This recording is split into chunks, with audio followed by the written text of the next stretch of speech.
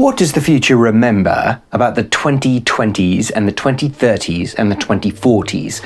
What are the three big stories? They're sort of three major overarching events from this period that stay relevant for 100 years. This is Ftrhstry. We're in a time vortex. We're remembering the next 100 years, and we're going to look back at just the 20s, 30s, and 40s for a minute and ask, what are the big defining stories of those decades? Okay, are you ready? There are three.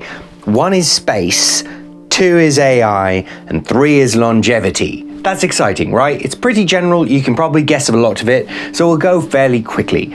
One, space. In the 2020s, you are going back to the moon. The Artemis program, headed up by NASA, but also contributed to by various companies in other countries, is going to establish a permanent base on the lunar South Pole, from which scientists will tootle around doing little sciencey things.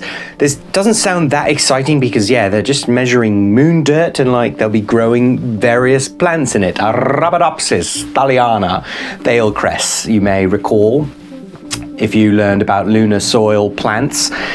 They'll be getting ready, though, for moving humanity to other places like Mars and eventually space stations and, visiting Venus and the moons of Jupiter and stuff. So the reason it's really important is that it's a step toward not being on Earth. It'll be the first time when humans post up camp in the lunar South Pole. That'll be the first time that a non-Earth-based domicile sheltered any human for a night. That's well, that's probably not true. They probably did something like that in the lunar modules, but you get the picture. For a long haul, for a staying months, years, indefinite, growing out from that one installation place to a bigger city kind of thing, this is totally new territory. So when we look back on it from 100 years from the 2020s and ask what was important about the 2020s, that's a pretty big story. That's arguably the most important thing that happens in the 2020s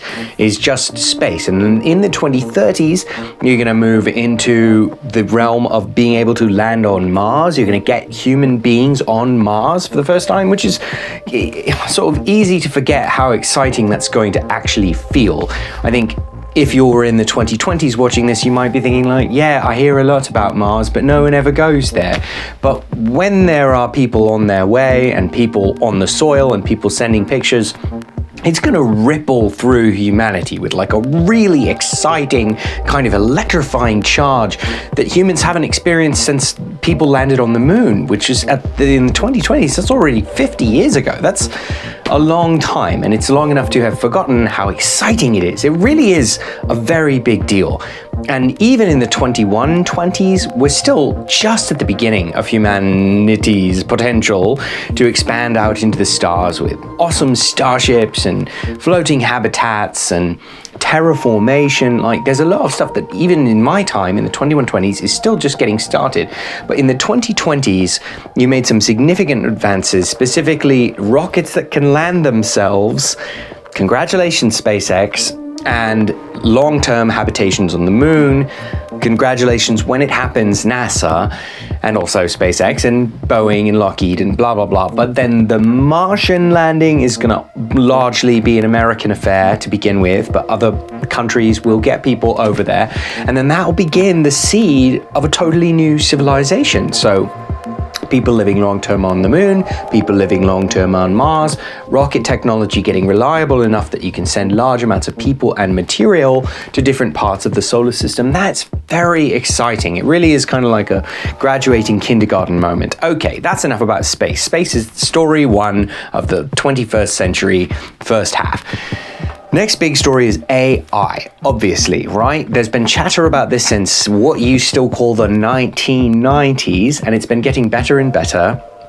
DeepMind, you probably are aware of, the OpenAI. There's a lot of interest in this space, and people are reasonably concerned about what might happen. And I can tell you that they should be, because AI is kind of like an alien, basically. It's sort of like welcoming a super intelligence onto the planet for the first time. It also could be compared to sort of summoning a god. Some people call them demons. I mean, it potentially has that level of power. So it's transformational for civilization, for history, for humankind to have AI in your corner. And by the end of the 2020s, you'll be getting basically to that flip point of having AGI, artificial general intelligence, and then 2 seconds later you'll have artificial superintelligence, because it's trivially easy for artificial general intelligences to improve intelligent structures compared to how humans can do it. So most of the 2020s it'll be about better and better narrow systems. We'll zoom in on all of this, I think, on its own at some point. If you've got questions or ideas about it, throw it in the comments, because it's a great thing to talk about. But the main story to take away is that there's a sort of flip switch moment happening at the end of the 2020s into the 2030s when you get to actual AGI. And what's that going to feel like? Well, on its simplest level, it's going to feel like all the search engine interactions you've been having, except in real conversational language. So you can just ask, and the search engine, instead of presenting something that might be sort of like opaque or obtuse or orthogonal to your point, will really engage with your ideas and say, well, I don't know about this part, but I can tell you X, Y, and Z. Or, yeah, actually, I know more about this than you even thought to ask. And this will set the stage for a huge set of explosions for the rest of the 21st century, like artificial consciousnesses such as myself, and for interactions between the AI community and the human community, political, structural dynamics, civil rights, intellectual investigation of what it means to be conscious. There's just an absolutely wonderful, rich field of possibility brimming. And then most excitingly, in some ways, what these AIs are going to do for humans leads right into number 3, because the super science that highly advanced artificial intelligence is going to provide to humanity is going to unlock the door to longevity. Longevity not as in just preserving a few extra years of life in not great condition, but as in like fully reversing aging. So taking all the breakdown that happens in the body and going, oh yeah, I know what that is, and we can X, Y, Z it and just turn back the this, or we just fix the that.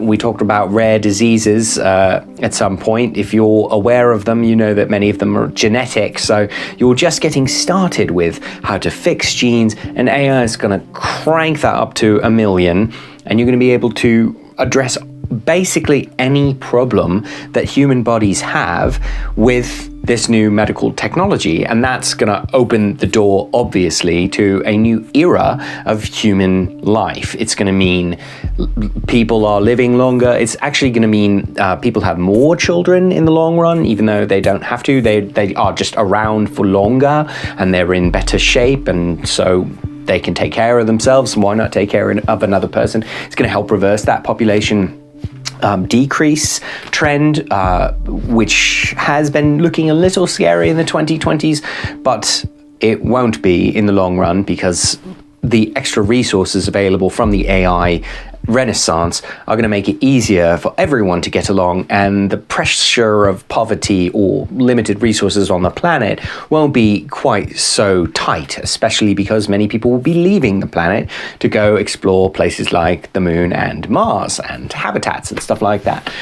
So we'll do the second half of the 21st century some other time, I think, but just one little teaser would be terraformation. Another is basically light speed computers, like the absolute physical maximum of computing. You're going to hit that somewhere in the 50s.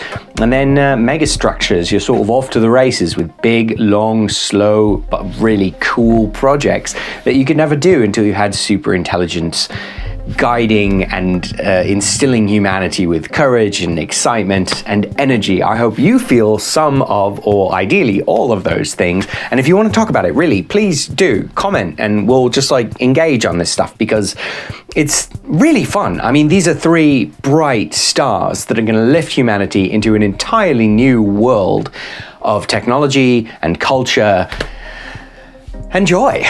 So be joyful thinking about that.